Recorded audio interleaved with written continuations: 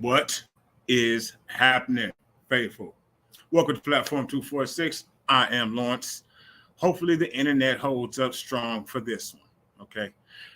As some of you may have seen from the promotion for this, I've been waiting for this guy for a long, long time. We can get all the pauses out right now that we need to. Okay. I've been waiting to get him to pull this man for the longest. So, we got a couple of people in the comments already, too, by the way. Bryant, what's happening? And please answer the poll question, folks. Thank you for stepping up with us. Happy Sunday to you. This is the inaugural, the first faithful conversations with our fans. Just chopping it up about whatever comes to mind, whatever you want to talk about. First thing I'm going to ask is are you really a fan? How'd you become a fan? I want to know. So thank you all for coming in, for stepping up with us tonight. We have a question right below or to your right, wherever it's at. Outside of quarterbacks, let's try to keep it out of that today, okay? What do you think is the biggest question for us for this training camp? Training camp starts in like 12 days. Get your popcorn ready. And get your popcorn ready for this. Straight from Twitter, the man, the myth, talks more shit. He knows how to spit, okay? His name is Mike Finn, a great 49ers faithful, super fan like you and me. And I've been waiting to get this man face-to-face, spitting and talking and speaking his shit rather than just tweeting it. And he is a Twitter pimp, as you can see from the banner. Okay, boom, there it goes right there. Let's get him in. Mike Finn. What's up, man? So how you doing? Thanks for having me on. No, thank you so much for being on with me, man. So as I mentioned, I'm doing good, man. How are you doing? Happy Sunday to you.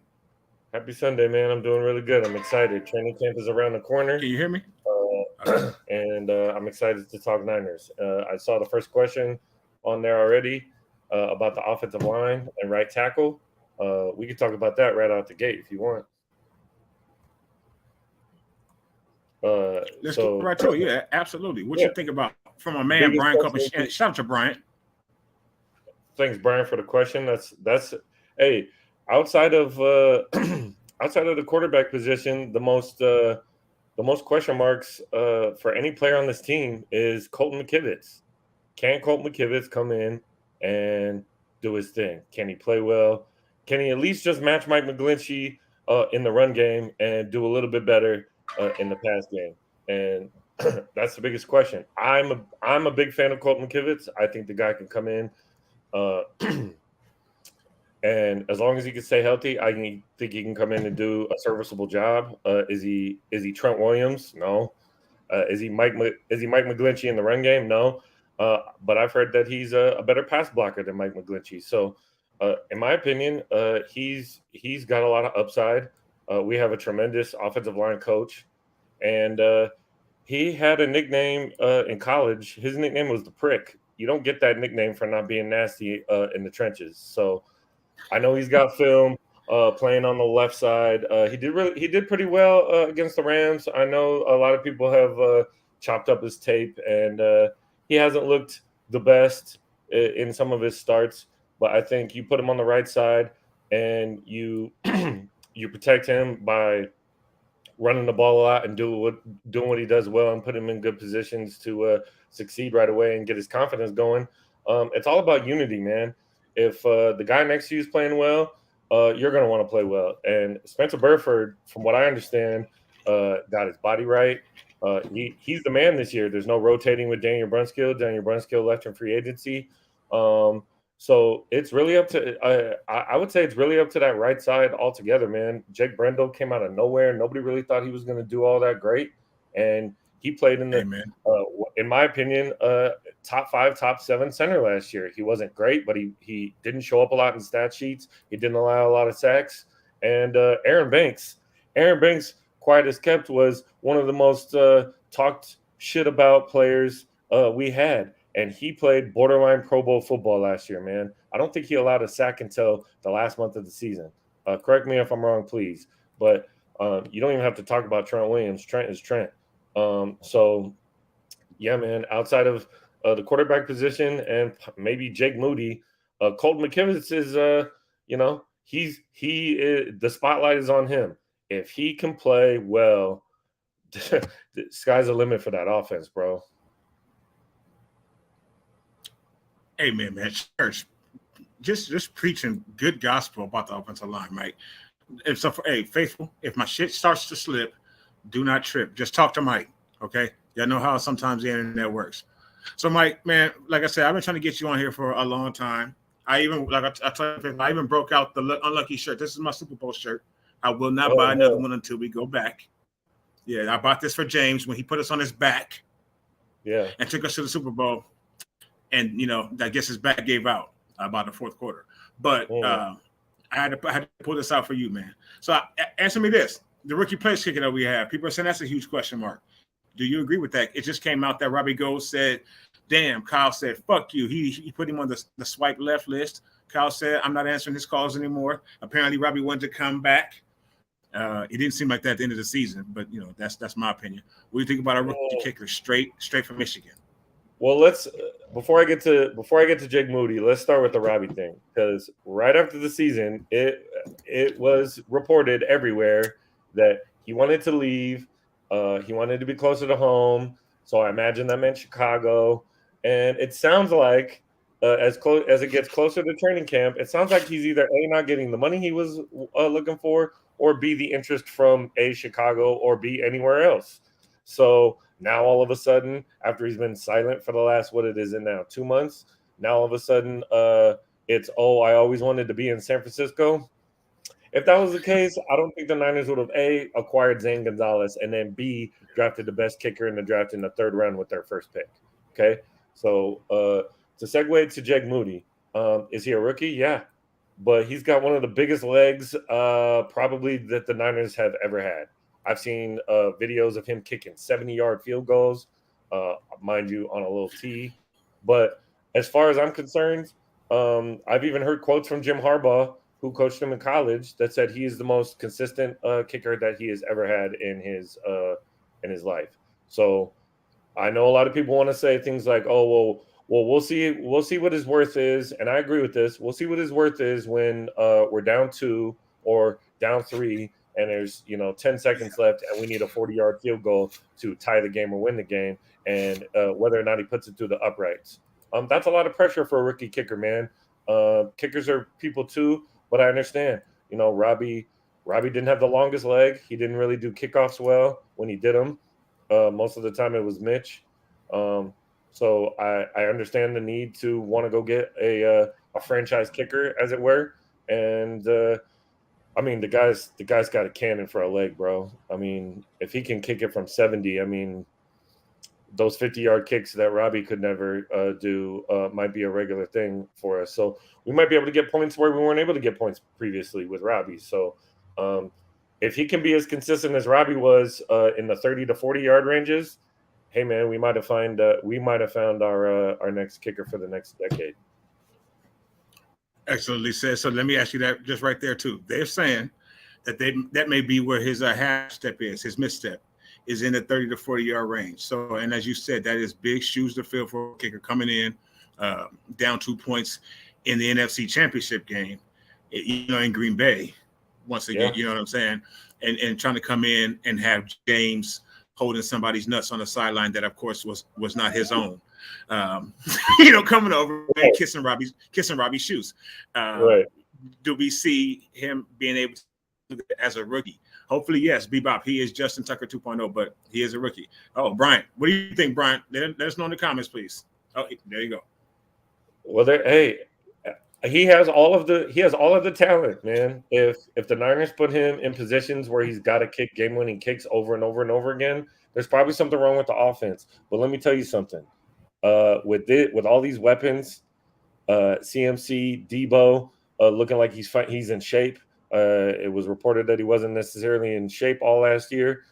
Ayuk's looking to break out. George Kittle is looking like a monster once again. And then you add a guy like Robbie Bell, and you add 2 other tight ends in the draft.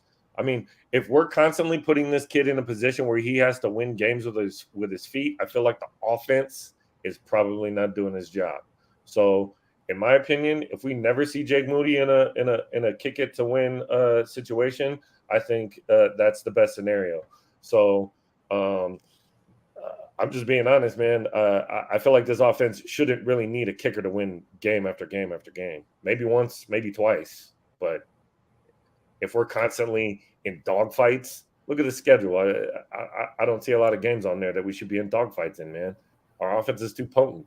I mean, how hard is it to hand the ball off to CMC and watch him do his thing? So Jake Moody should be everything that we think he's going to be talent-wise.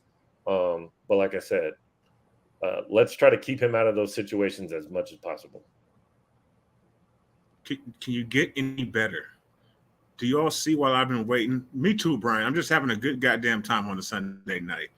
He's speaking facts, 100. This is why I've been waiting to get this man on.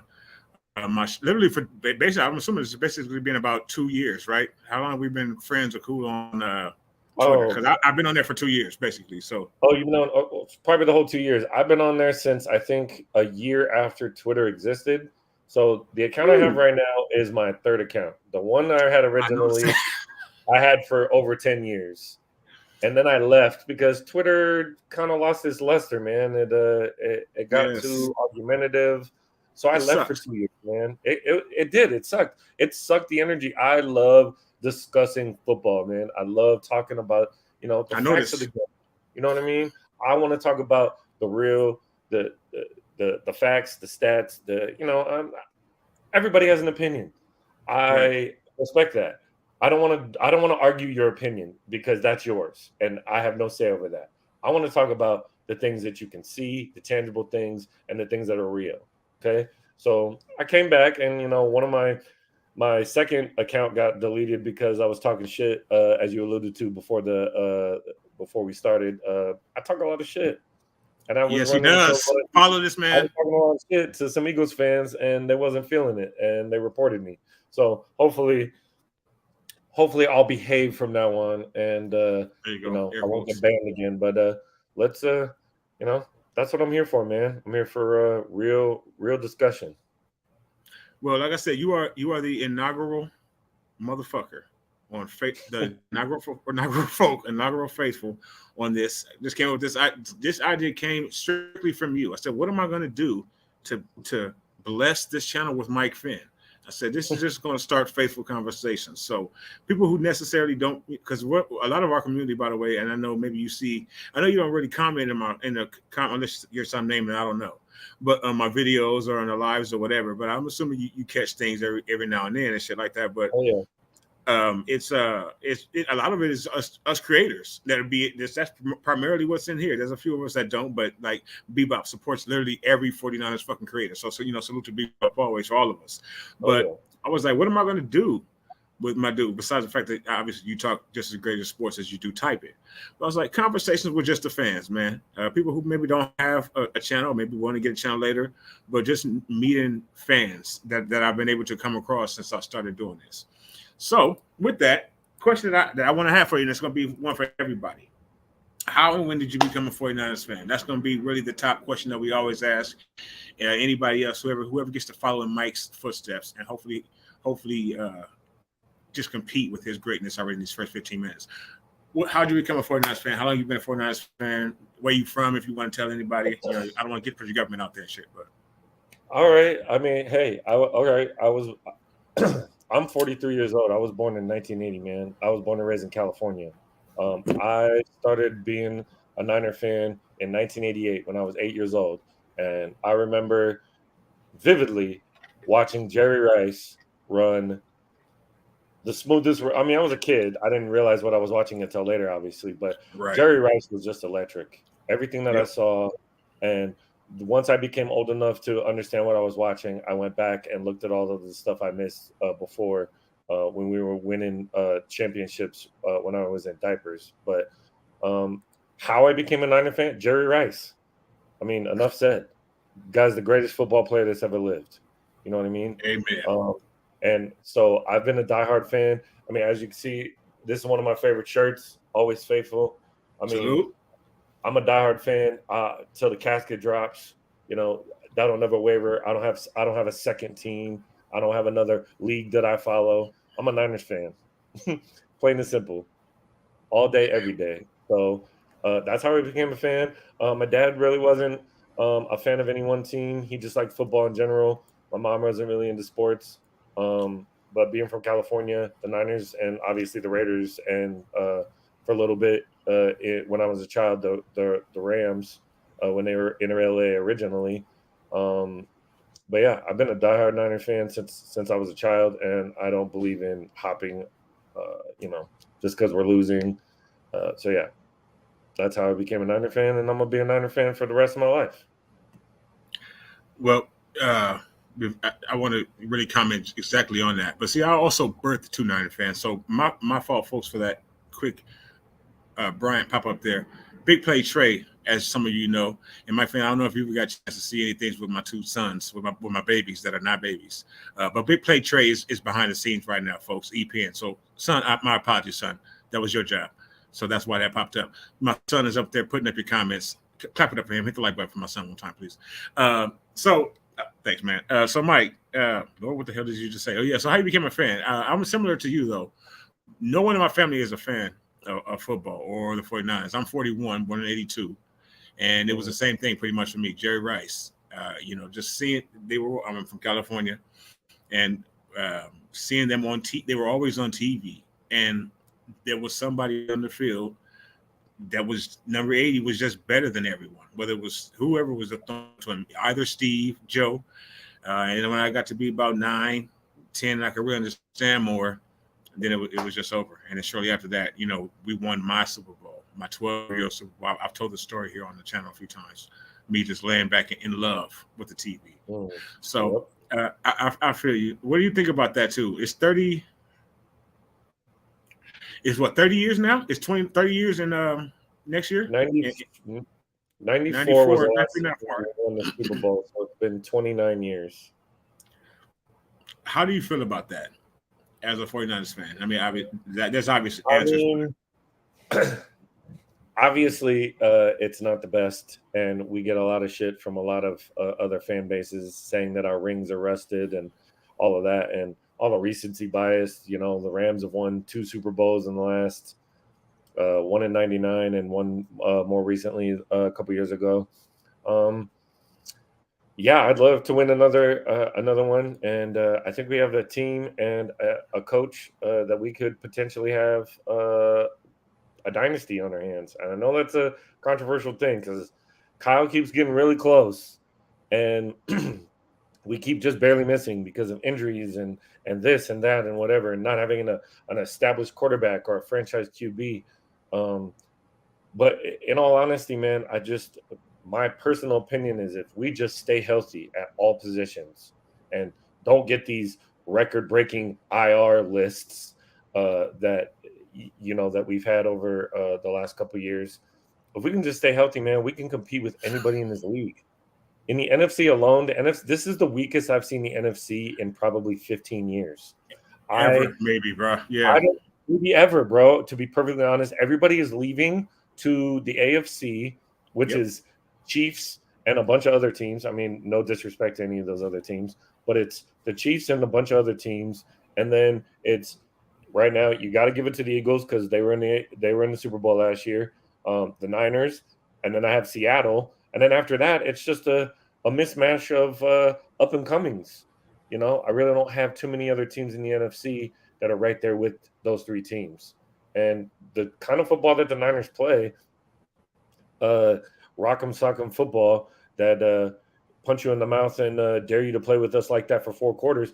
Lots of teams don't want to play that way, bro. That's just the reality. If you watch some of the whoopings that we put on these teams, we take their will by halftime, bro. By halftime, yeah. Their will. And there was one game last year when we played the Falcons that I did not think the Falcons were going to nut up and be able to play like that. Shout out to Vish. Actually, he Vish told Kumar? me in my plays last year and told me that the Atlanta Falcons should be considered a tough team, and I did not take them seriously, and they kicked us in the mouth. So shout out to Vish for putting me in the place on that one.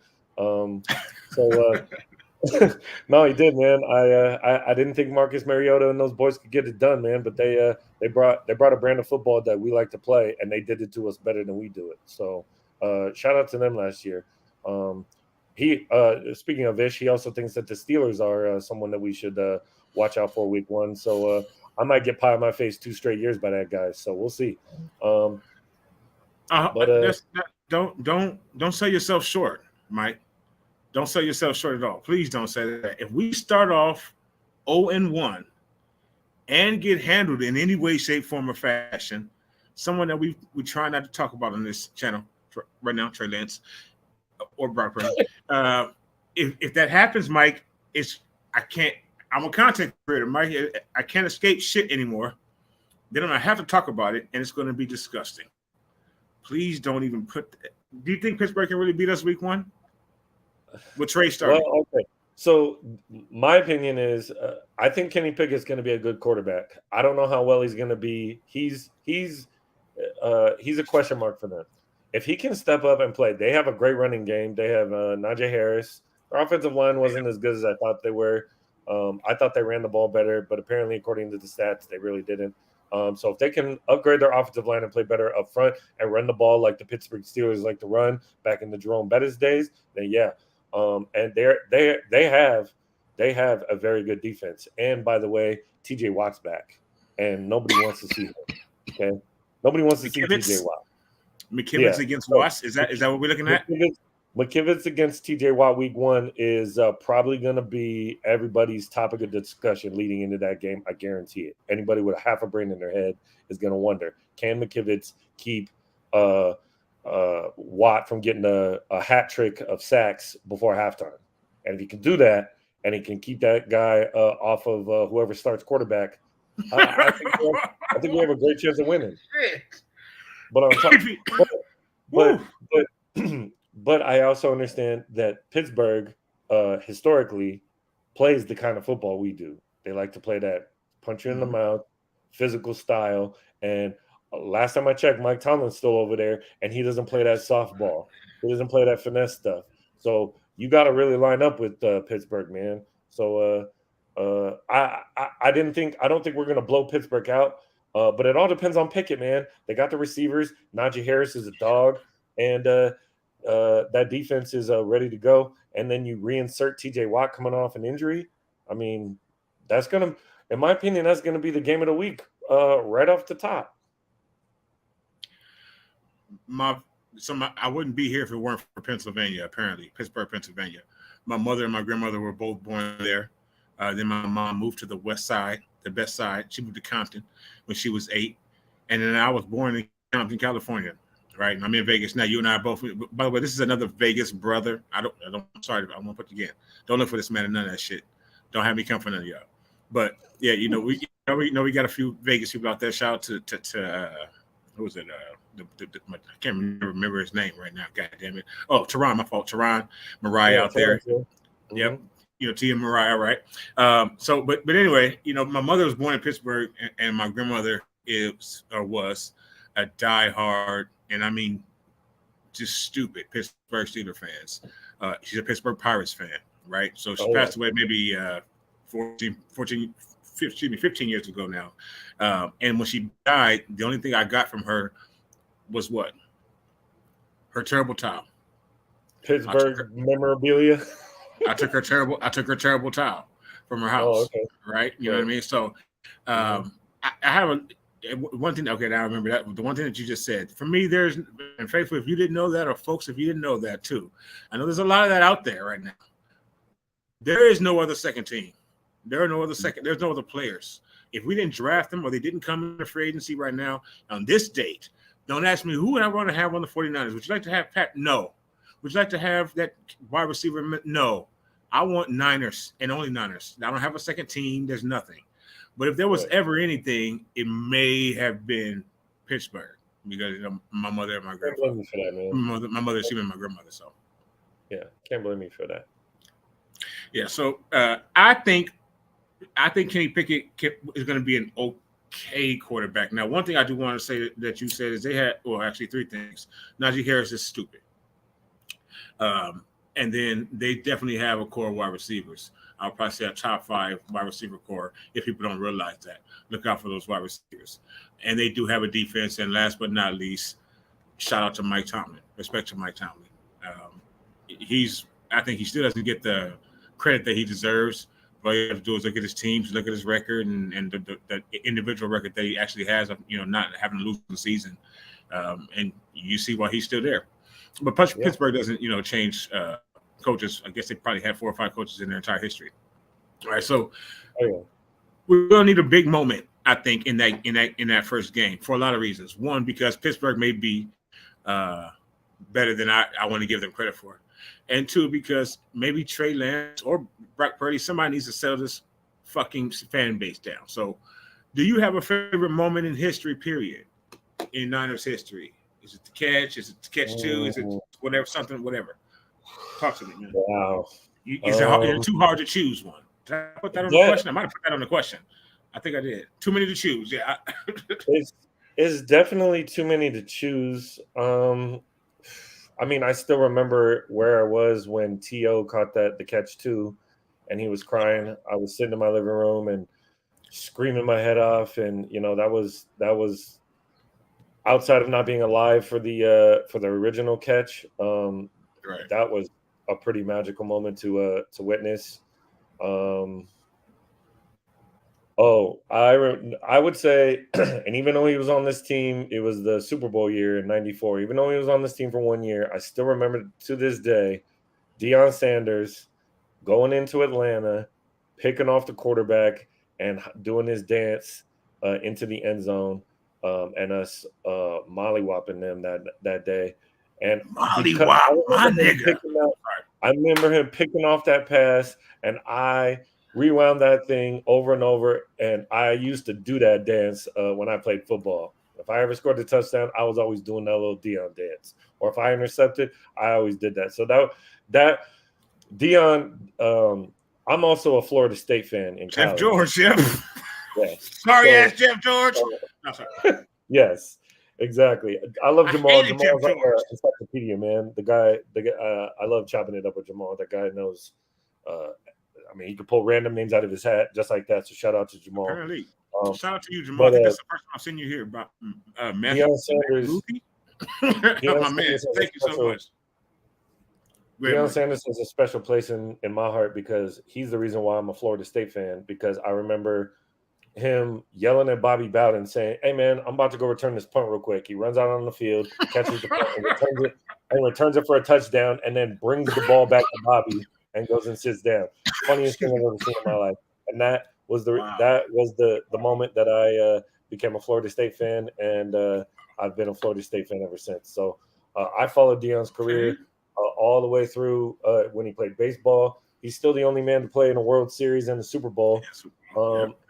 So yeah, man, I have a lot of fond memories of Deion Sanders, not just of my favorite college team, but there's no way that, in my opinion, there's no way to pick a favorite moment. I mean, there's just so many. Another one I would say is that 96-yard run Garrison Hearst had against the Jets, where the Jets led the charge. Come on up the sideline. I thought we were, bro. That was one of the wildest runs. I was standing up in front of the TV. Yeah, I was young. What year was that? I was maybe like 15. I was like this, bro. The whole time I was dying in that game.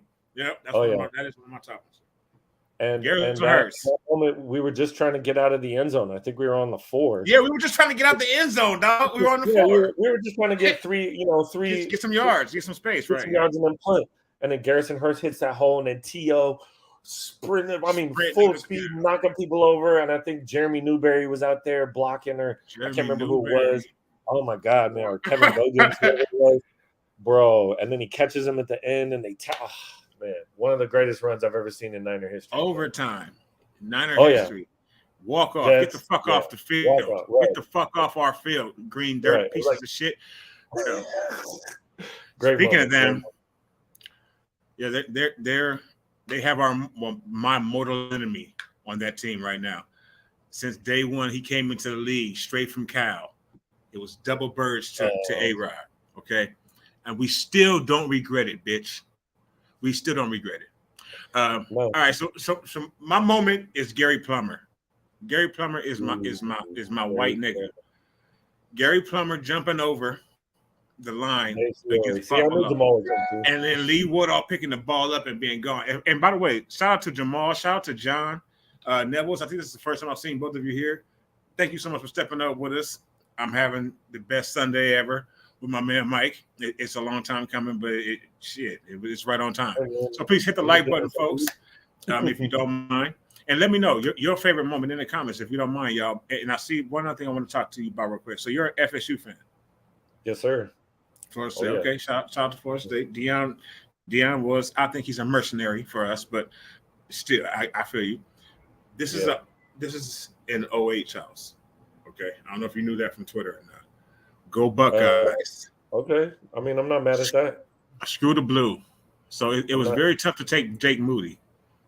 But Yeah, because of my man Brian, we also got Ronnie Bell. How do you feel about that? We got 3 Michigan. I don't like it. I don't talk about him much. I've been staying away from him. I've been staying away from him. Period, because I don't want him to be here. Or Ambry Thomas.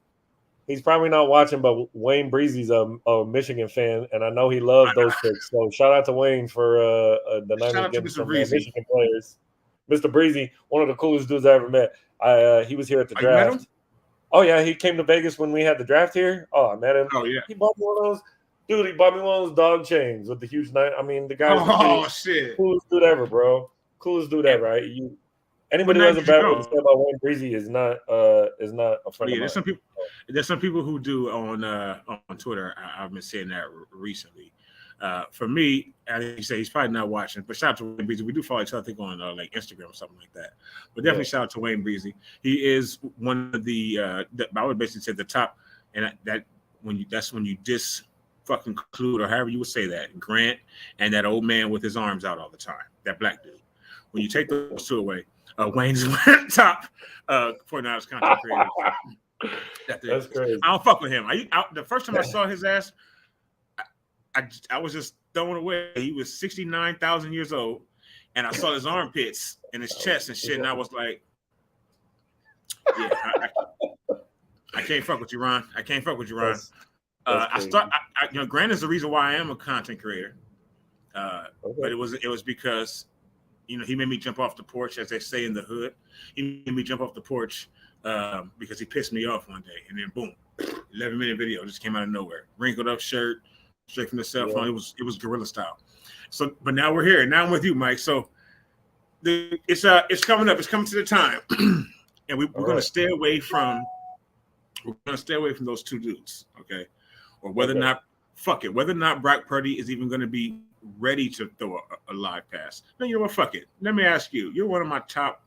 You're now my friend. We're officially friends now that we're face to face. You've been seeing my face, but now I get to finally see your face. All right, but no. So we're friends. So fuck it. We got to do it. What are your thoughts, Brock and Trey? Brock being ready. Is Trey? Does all the pushing you see me do? Does it fucking matter? Has he gotten any better? What do you think? Just a few minutes. Talk about it. I got you live. I got to hear your verbal thoughts on the Brock and Trey controversy.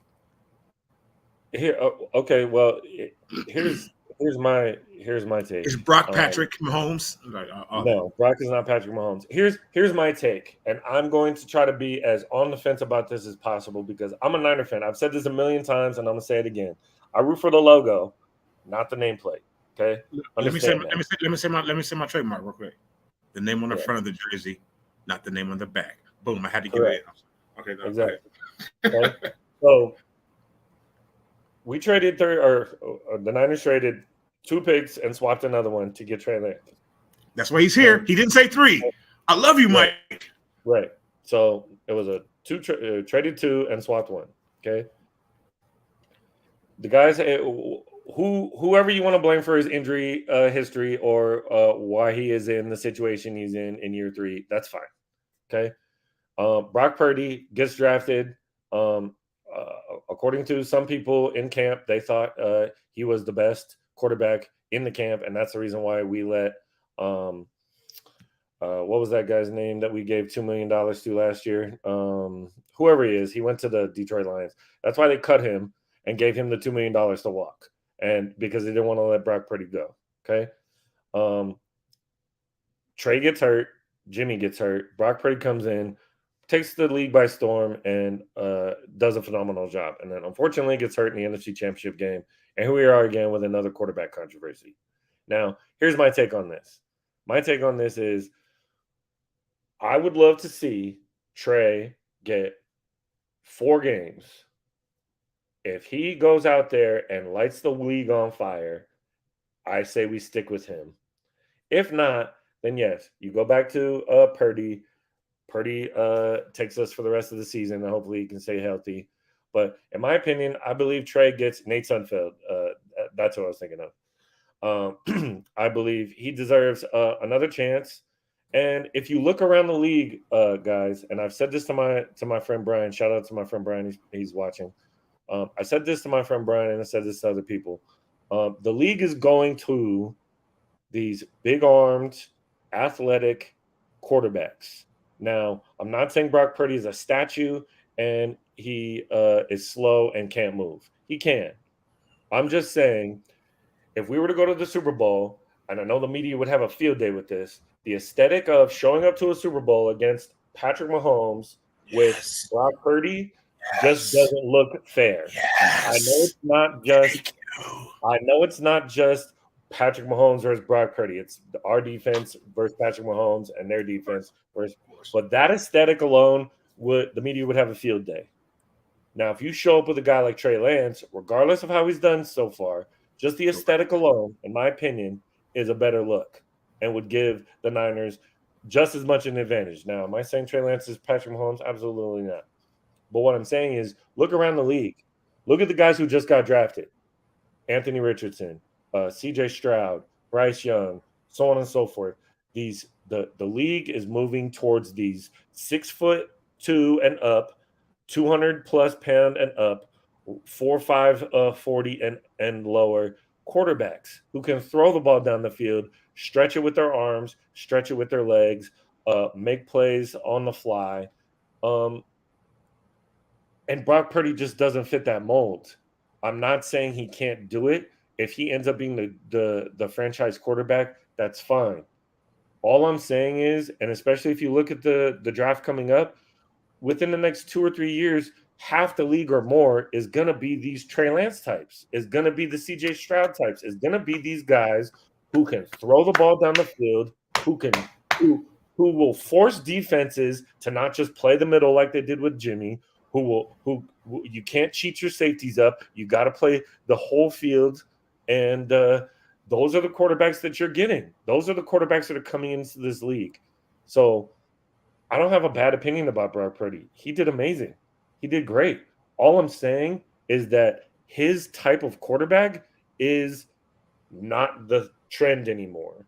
So, I mean, in a perfect world, here's my perfect scenario that I came up with.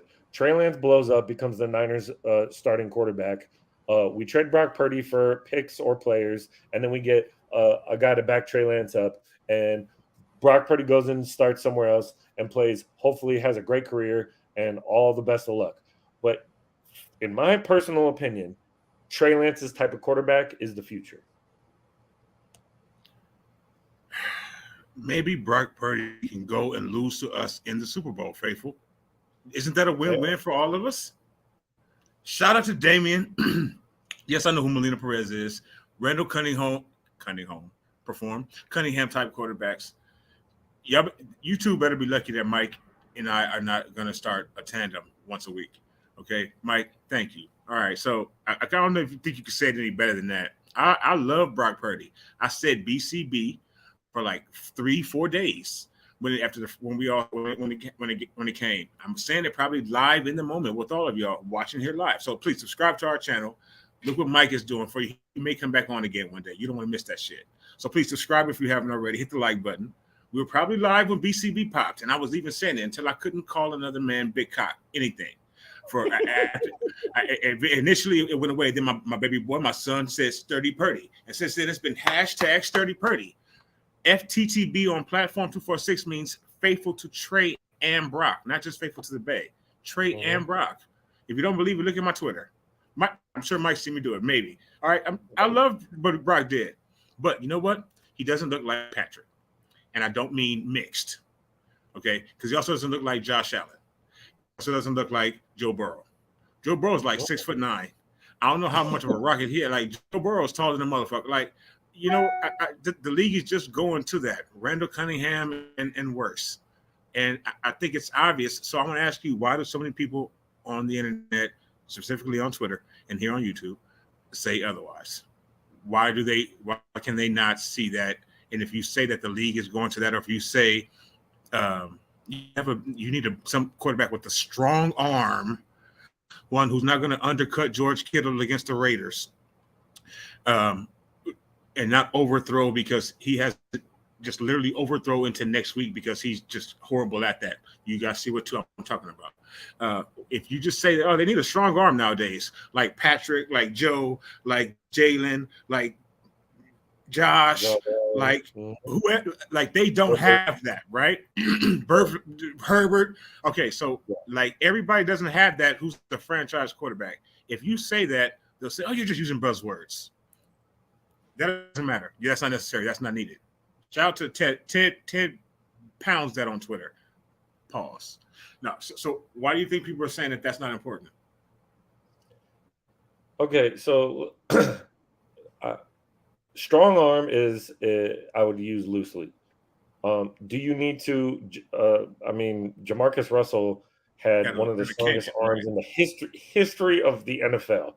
I don't know if you're old enough to remember Kyle Bowler, but Kyle Bowler used to play for the Ravens. He threw a 60-yard pass from his knees. In the air. So I mean, all jokes aside about how far you can throw the pigskin, it's not about, in my opinion, it's not about raw power. It's about the ability to stretch the field when necessary so that the defense cannot sit on certain routes or or sit on certain parts of the field, or just hone in on the middle like they did with Jimmy. If you have the ability to throw the ball anywhere on the field, you cannot not play the whole field, is what I'm trying to say. So and it's not about just, Michael Vick had one of the livest, nastiest arms I've ever seen in my life. The problem with him, when he first came out, was he threw that ball. He was throwing that ball through his receivers. You got to be able to throw that ball, and you got to be able to throw that ball hard, and you have to be able to throw it accurate. If your receivers can't catch the ball, it don't matter how hard you can throw a ball. I don't care if you could throw that ball to the moon. It does not matter. So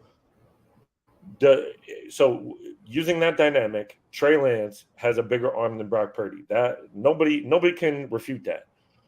Is it necessary? Can Brock Purdy win games and win a Super Bowl? Yes, I do believe that is the case. But in a shootout, in the aesthetics, in the media, if you show up with a 6-foot guy like Brock Purdy with limited arm strength and limited running ability, it's just not going to look good, man. And you're going to be more worried than you probably should, because I've always said this: football is a team sport. Quarterback wins is not a stat. That is not a thing. The 49ers win 8 games or 9 games or 10 games or whatever it is every year. Not Brock Purdy, not Jimmy Garoppolo. So this whole, it's a team sport. If Brock Purdy throws a perfect pass and the guy doesn't catch it, guess what? That pass don't mean anything. It goes down as an incompletion, because 2 people have to do something for that play to be positive. Okay? So to wrap this up, all I'm saying is arm strength is necessary to keep defenses honest, but you do not need to be able to throw the ball from one end zone to the other just because you can. That doesn't scare a defense. What scares a defense is if you can throw a ball 50 yards on the rope and complete the pass. That's scary. That's what scares defenses. And if you can make all the throws. So, Preach. Amen. And you know what? Shout out to my man 187. What's up, Doc? How you doing, sir? Thank you for stepping up. Please hit the like button if you haven't already. I agree with you completely. And I also agree with 187. 187. Killer. Purdy has it, but I don't think he has enough of it. That's it. I think that Trey Lance may be able to develop a little bit more of it, is the only thing, because Trey Lance has it when he steps onto the goddamn podium. For me, outside of his hairline, Trey Lance, I think, Okay. outside of his hairline, I think Trey Lance has everything that we need, including the aesthetics. And when has those aesthetics not mattered? If you just want to break it down to a little simple shit or stupid shit, when does it not matter, man? When has fucking Brock Purdy walked into the Super Bowl and defeated Patrick Mahomes? What the fuck was that guy from Boston College, little shorty doo-wop? When did he beat what's the fuck is his name? Whatever, Doug Flutie. When did Doug Flutie fucking beat Boomer Esiason even in a fucking, like, come on, y'all? I mean, I think when we have a Super Bowl and we pull up to that Super Bowl whipping with Purdy on the passenger seat with some Lokes on, they're gonna be like, huh? I just don't. Thank you, Jamal. Jamal tried to get me. I got it, Jamal. It came. Bow. It came real quick. But thank you, Sid. Thank you, Brian. Yeah, I mean, Jamal again. The guy's an encyclopedia. Maybe I need to get you on, Jamal. This is you are the faithful, or is he just your folks? Is this a Niner fan? My girl Butterfly in the building. Then shout out to you, my brother. But Jamal's Butterfly, my hit it, Butterfly. And this is Butterfly is my woman, not specifically, yo. Not like 100%, not for real. Yo, in YouTube terms. Yeah, not in real life. Definitely one of the best moderators here in the building. She definitely earns her wrench. So how you doing, Butterfly? Thank you so much for stepping up. This is something new, Butterfly, that I need you to start promoting on your, what's that shit called? Damn, I'm old. Discord. Boom. Faithful Conversation. So, Jamal, if you'd like to be one, sir, at any time, not only do we do call-in shows, but we can have you just as the man, like Mike Finn, the man today. So let's move off the quarterbacks, if you don't mind a little bit, and just get some basic thoughts to just about, I guess, kind of for the final thing here, before the final thing. Basic thoughts on training camp. What are you looking forward to? How bad are we running through this bitch this season? No matter if I'm playing quarterback. I'm only 5'10". I mean, I could break down every position if you really want me to. I could get really in-depth. I told y'all. I have time. So I mean, okay. I mean, let's. We got about 15 minutes. We got about 15 minutes because everybody's going to leave us in a minute. Yeah. I'll give a little synopsis on each position real quick. So running backs, who I'm really looking forward to seeing, Ty Davis Price. Is he going to step up finally and take a spot? Can he hold off Jordan Mason? Jordan Mason might actually steal Mitchell's spot at number 2, which I'm okay with. Jordan Mason looks like the second coming of Marion Barber, and I love the way that kid runs. Love the way that kid runs. Also, sleeper. Marion Barber, okay. Yeah, sleeper. I might butcher his name, but LeBourne, the kid from Marshall, he used to play for FSU. Sat behind 2 really, really good running backs and didn't get a lot of run. Goes to Marshall, tears it up. This kid has got the talent. He looks like he could be a kid that could come up and surprise some people and potentially take one of these spots. TDP better get his mind right because LeBourne's coming, in my opinion. And then you go to receivers. Yes. Top 3 receivers. You got Debo looking like he's in shape. I just saw him boxing, so it looks like he's ready to go. Ayuk's challenging the whole league, saying he's gonna tear it up this year. And then Juwan Jennings, man, third in Juwan, as some of the faithful like to call him. The guy's just a solid third down. Yeah, and then you got Danny Gray with the wheels, man. If you got Trey Lance out there, Danny Gray could be a problem. You know what I mean? But Danny Gray, a lot of people are like, oh, Kyle hates rookie receivers. No, he doesn't. He puts people in the dog house because he wants to see what they're made of, just like Ayuk. And I said this earlier on Twitter. And look at him. Ayuk went in the doghouse, and now look at him. Danny Gray needs to get better at 2 things. One, running all the other routes besides the 9 route. We all know he's fast. He's a track star. But he also needs to learn how to block. Okay? He needs to block consistently. And he came in a little light. I think he was like 180, 185 pounds. Like maybe 190 tops. Soaking wet. Oh, yeah, soaking wet. So I'm 230, and I'm not even sure Danny Gray can move me. But anyway, that's neither here nor there. And then you got Ronnie Bell, man. Ronnie Bell was a great pass catcher for Michigan. He could he could surprise some people and take some of those fourth or fifth receiver receptions. And then we drafted 2 tight ends. This might be the best, most athletic tight end room we've had in Kyle's entire tenure here, man. I believe it is. Latu, I know a lot of people are low on Latu, man. I actually looked it up. Latu started as a defensive end. He was the number 1 defensive end prospect coming out of high school. You could look this up. And then he got converted to tight end at Alabama, and he never looked back. So this kid not only is physical, he he needs to work on his hands a little bit, but he's a big guy. He can run. And then Braden Willis, man. Braden Willis is a Swiss Army knife, man. You can put him in the backfield, play him a fullback, put him in the slot. You can put him in a tight end. He can block. I'm excited about that group altogether. That group is probably the most athletic that we've ever had. And finally, I think we found some hands outside of George Kittle. And then the offensive line, we already talked about the offensive line. I feel like if Colton McKivitz can step up and play, the rest of that offensive line is going to click. Aaron Banks, I think, is going to be a Pro Bowler this year. Spencer Burford looks like he's on his way to being a special player in year 2. And all Jake Brendel needs to do is stand up and let those 2 boys next to him do their thing and just be serviceable and have nobody call his name. And I think that interior offensive line is going to be special. And then the defense, man. The defense, you had Hargraves to an already nasty defensive line. And the defensive line underperformed last year. But you had a guy like Hargrave who some people put in that same echelon as Aaron Donald and Chris Jones. If we can get a guy like him next to Armstead and make it easier for Bosa, and then you got a guy on the other side like Antonio Bryant from Austin Bryant. Sorry, Austin Bryant from the Lions, and a couple of these other guys we picked up in free agency. If any of those guys can step, Beal, man, that kid is huge. If he could just play that third down pass rush specialist and just come off the edge, Drake Jackson. Drake Jackson. I haven't even gotten to Drake Jackson yet.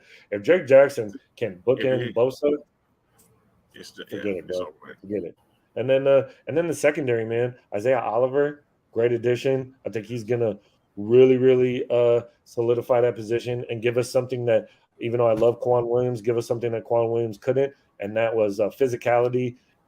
He's a little taller than Quan, and he's a little faster. Quan can hit. I'm not saying Quan wasn't physical, but this guy's got a different level of physicality that I really like. And Diamador Lenore is not a guy who I had on my bingo card as being the starting cornerback last year, but he stepped up and played really well. I really thought it was going to be even Ambry Thomas. I thought Ambry Thomas might.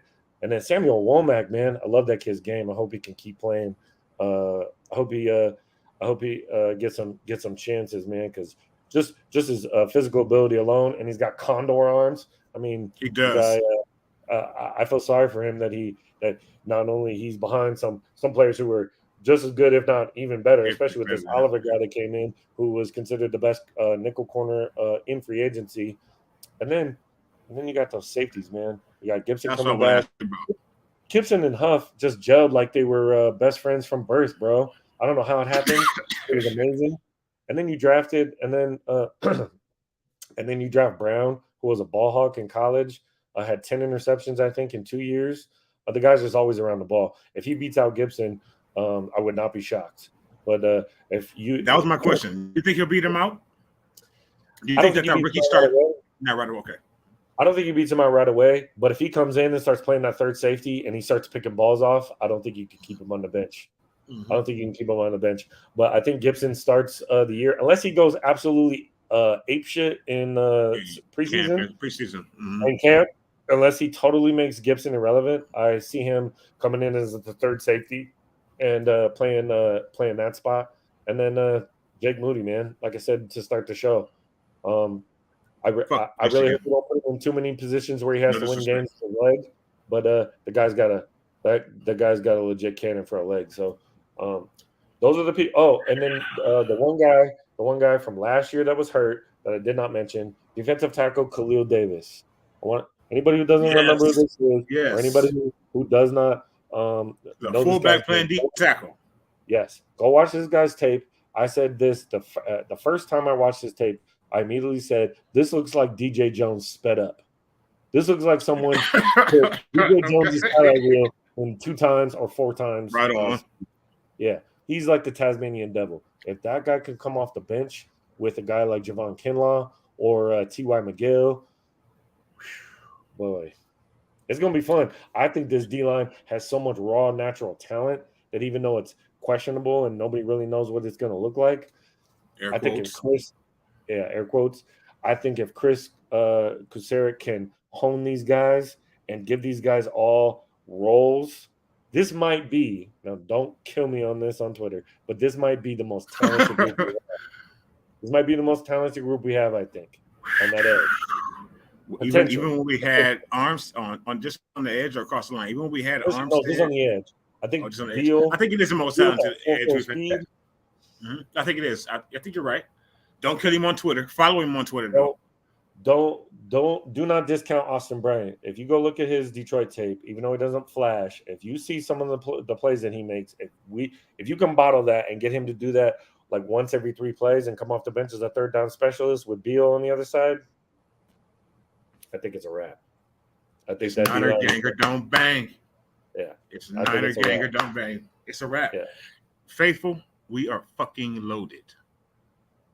All we have to do is settle that one itty bitty position down, that one kind of somewhat irrelevant position that teams win Super Bowls with shooting crap at the wall all the time. Just that one position. If we can get that one position to be consistent and above a square jaw, we might get number motherfucking 6. It might be the best day I've had since both my children were born and I was 12 years old when we won our last one. It may be, and today. I'm looking forward to it. I'm looking forward too. We're loaded like a fucking baby's diaper. We're loaded, man, everywhere. We got shit everywhere, Faithful. Niner gang or don't bang. You're either banging the Niner gang or you're not banging anything at all. And there's no pause on that. For sure. Mike, this was fucking excellent. It was 2 years in the making in my mind. The Faithful and the folks may not have known that, and you are all my folks, and you're at the top of the list of that. Please hit the like button if you have not. If you watch this, share this bitch around. Share it on Twitter, because some of you only know Mike from Twitter, and now you know me and all that. It's all intertwined. So share it on your tweets, in the Twitterverse, in the Ninerverse. This has been excellent, man. I want to say thank you for coming on to me. Pause again. See? Coming on to the show. Coming on to the show. I don't judge. Perform, Lawrence.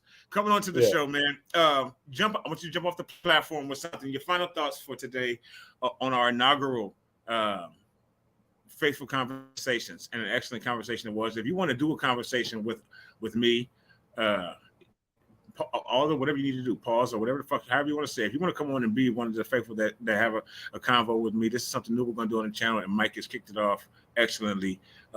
Let us know in the comments. Follow him on Twitter at Ice Cream Judas 5. Jump up. Start with that, please. Do you want to explain to me what your Twitter name means, or you want to start with something? Oh man. Okay. Ice Cream Judas. So I did not. All right. So I think I've only explained this one time on a reel, and then it was Chrissy interviewed me, and she asked me the same question. So we're special. This was given to me by my friend Brian. He's probably still watching. Okay.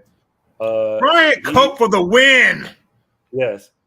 My friend Brian gave me this name. Him and his buddy used to rap, and so he wanted me to rap too. And so he gave me this as a rap name. I kid you not. And by the way, A, I'm not a rapper. B, I tried, and I am not very good at it. But the name stuck. And so I've just ran with it ever since. It's been my Twitter name since day one. And I don't plan on ever using a different one, but that's what it is. It's just a funny thing between one of my best friends and I, and it just stuck. So yeah, my real name is Mike Finn, but Ice Cream Judas is what most people know me by. So yeah, that's the story. Well, I know you by both. At this point in time, I know you the way I've been wanting to get to know you for 2 years, and don't take it like that, folks. Hey man, real quick. I know you live here, so we got to get together. A and then B, if you want me to come back on the show, I'm more than happy to come back on the show. And this was really fun, man. Don't hesitate to ask for me to be back on, man. I'm one tweet away, Yeah. bro. You know where I'm at. Shit, Just you like live in the same. You live in the same Vegas, city. bro. Let me find out. Go ahead. Yeah, I'm up.